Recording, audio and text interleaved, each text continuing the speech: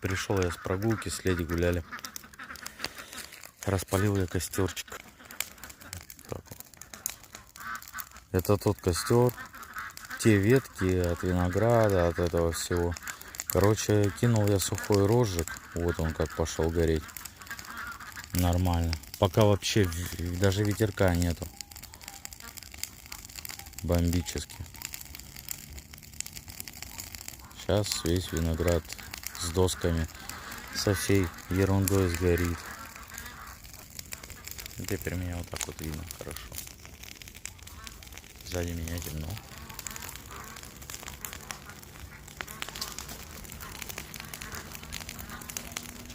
Голуби на орехи летают. Где-то они в этом орехе живут.